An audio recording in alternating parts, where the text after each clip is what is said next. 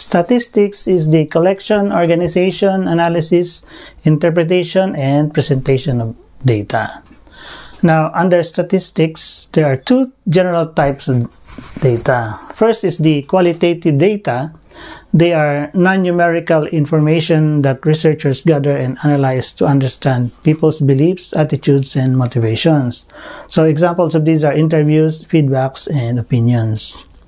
The second general type of statistics is quantitative data. So these data are data that can be measured or counted and expressed as a number. So for example, our height, weight, score, and population. So the main difference between these two types is this is more on words or ideas, and under here is more on numbers. Now, under quantitative data, there are two main types, either discrete or continuous. Discrete is composed of whole numbers, for example, number of members in a household. So like if you have how many members in a household, you have 5 members, you have 10 members on household. So there's no such thing as like we have 3.2 members in a household, so there are always whole numbers. On the other hand, continuous data contains decimals, so like height of students.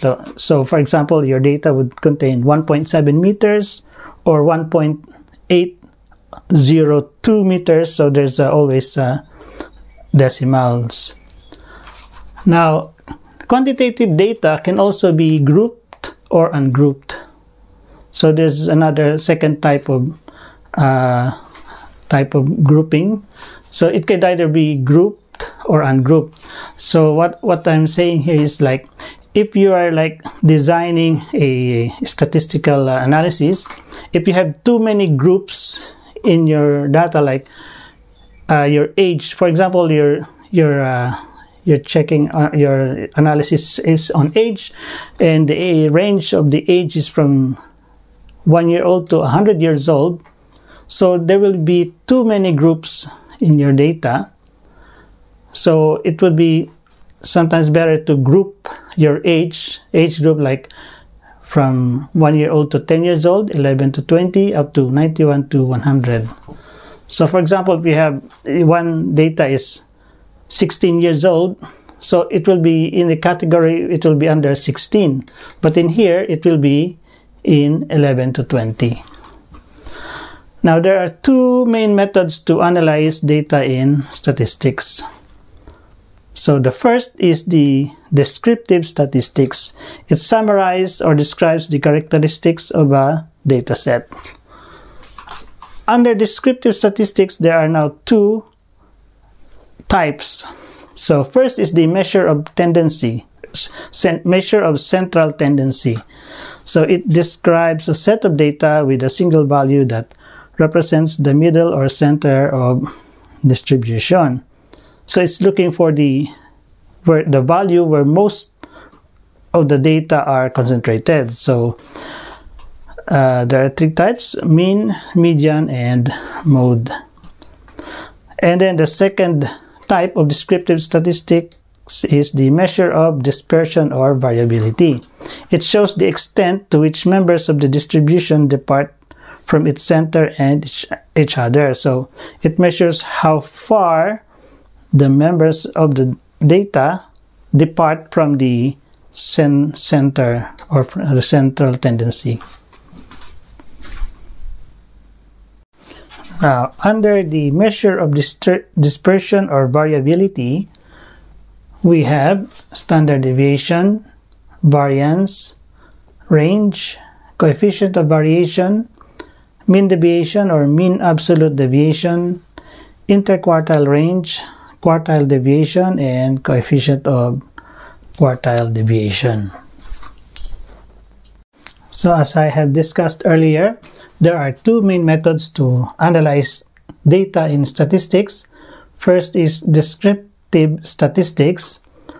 The second is the inferential statistics.